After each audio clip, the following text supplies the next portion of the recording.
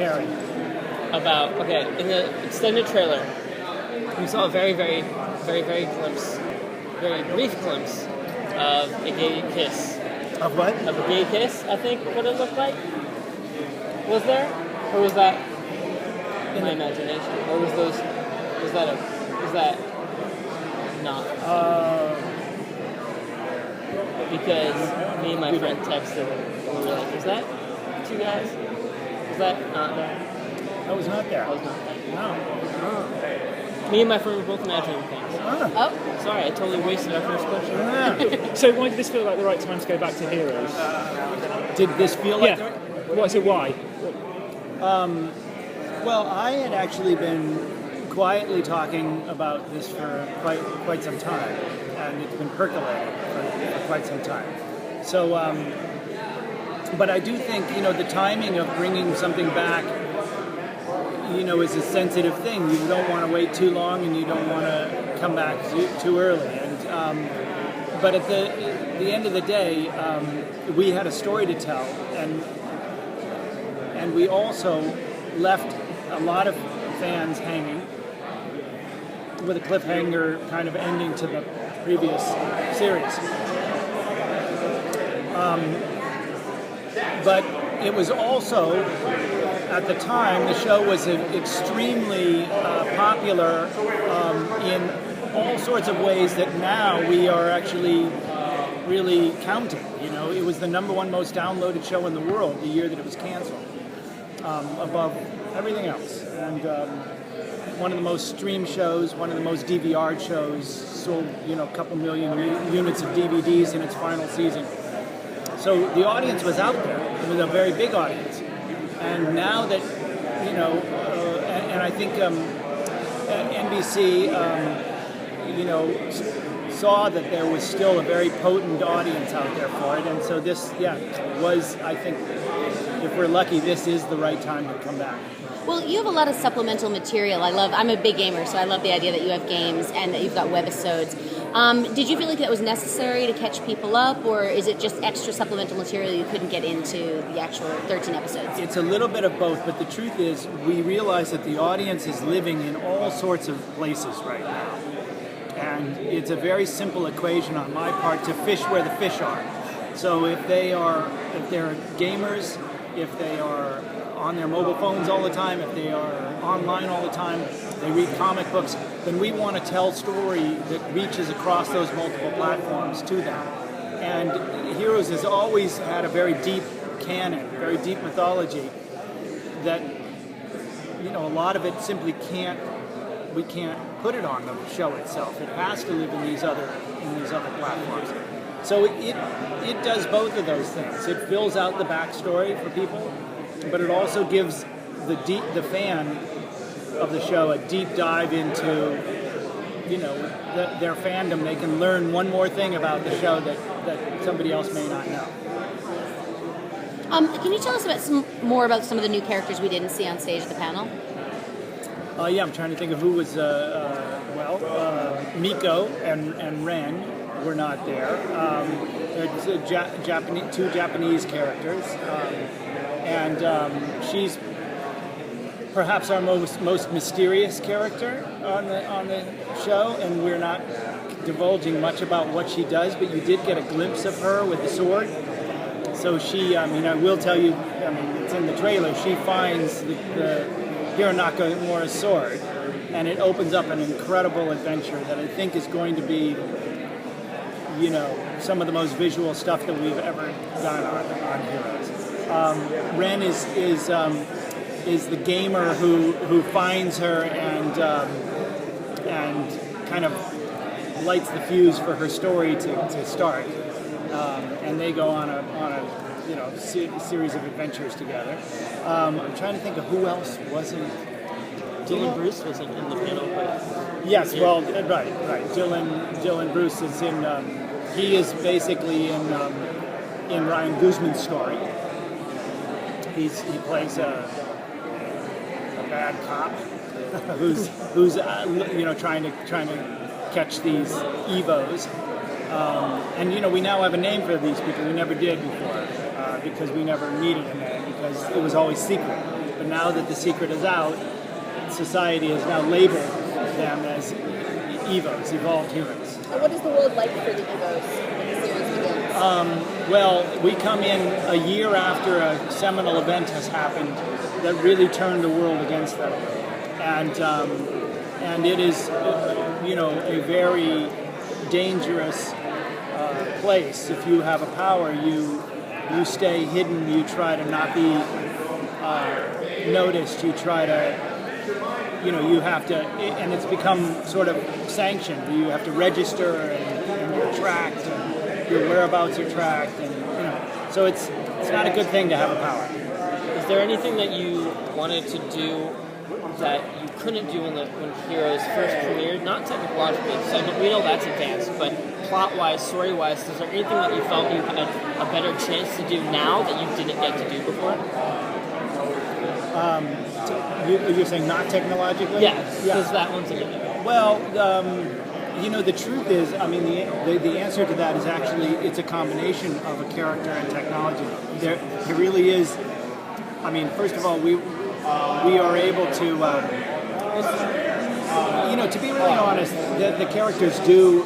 There are similarities to what they do. In terms of their powers from before, because there are only so many really great visual powers to have, but the way that we're presenting them, I think, is very different. And cinematically, we are treating the show in a much more, as I said on the panel, we looked and felt like nothing else on TV when we came out. And in order to do that now, we have to shoot things in a slightly different way than we did before. And it's been challenging, but at the same time, it gives it this very big cinematic look. Some of it is a little bit technical. We're using wide-angle lenses. We're never shooting anything more than a 25 millimeter lens, which is really wide. And even our close-ups are with that. And so it keeps you away from a lot of standard television coverage and makes it feel much more like a film. It's been described as a 13-episode event series. Is this a self-contained story across those 13 episodes? Yes, yeah, absolutely. And that was the original pitch, the original buy from NBC, the original assignment, and there has been literally no talk whatsoever about anything beyond this. And I think that there is something very, reassuring to the audience that they know that they're going to log on to this and it's going to have a conclusion at the end of 13 episodes. So you no longer have that feeling that, you've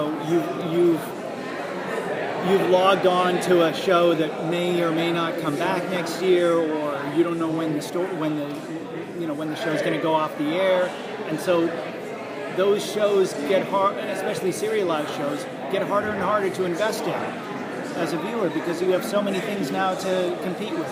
But to know that this is going to have a beginning and a middle and end, I think, is a very reassuring thing for the audience.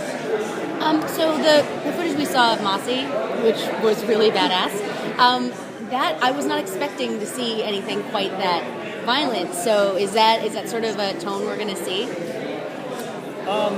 We ended up doing a fair amount of that kind of thing on, that particular moment.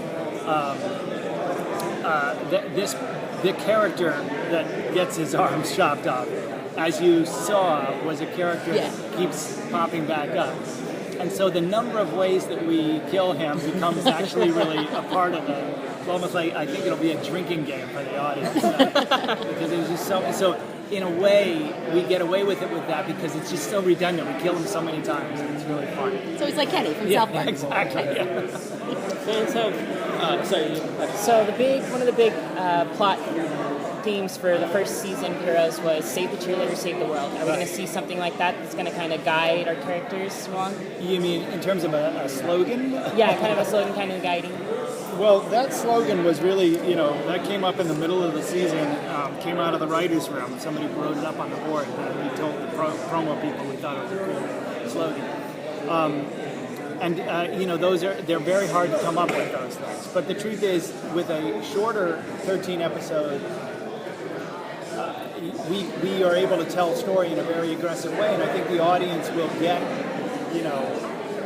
what the theme is fairly quickly. But no, we have not come up with the duplicate version of that.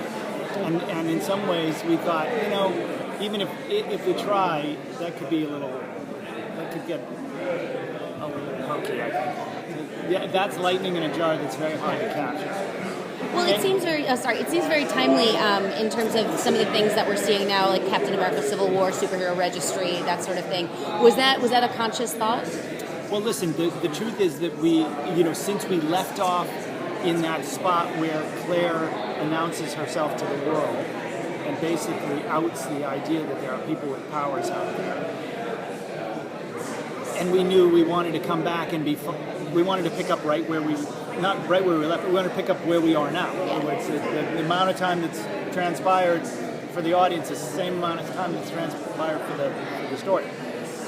There was no avoiding it, because it is a world where people with powers are out there. You can either do one of two things. They are wildly accepted and they are the celebrities and all of that, which didn't seem like there was much drama in it. There just was a lot more drama in the idea that if you have a power, and this essential argument of the last season of the show was Claire, Hayden Panettiere's character, wanting to come out, and her father, HRG, telling her, you cannot do this, where the human species will not accept you. And sure enough, 5 years later, he was right. And he's the character that we come back with the knowledge that he was right. So it's almost obligatory. I don't know how we would have gotten around that. Fans have a lot of expectations. They have, they kind of know what they're going into because it's a continuation. So they're really excited. Can't wait for it. What's one thing that they're going to be most surprised by with this reboot? Well, I do think, as I said, I think the thing that is different is the lack of discovery. The whole idea of what's happening to me and how am I connected and what am I supposed to do with it. A lot of that is gone because and been replaced with oh my God, we are in trouble. And so it does have a kind of a more cranked up quality to it than the first one. There's more at stake. I think the other thing that they'll see is some stuff I can't talk about that are really, because it's a huge part of the visual style of it. There are going to be things that are not in the trailer, not seen, that are going to make it feel very, very different for the audience. Since there are so many more superheroes, We're gonna move Tim along. Thanks, guys. So much. Thank you.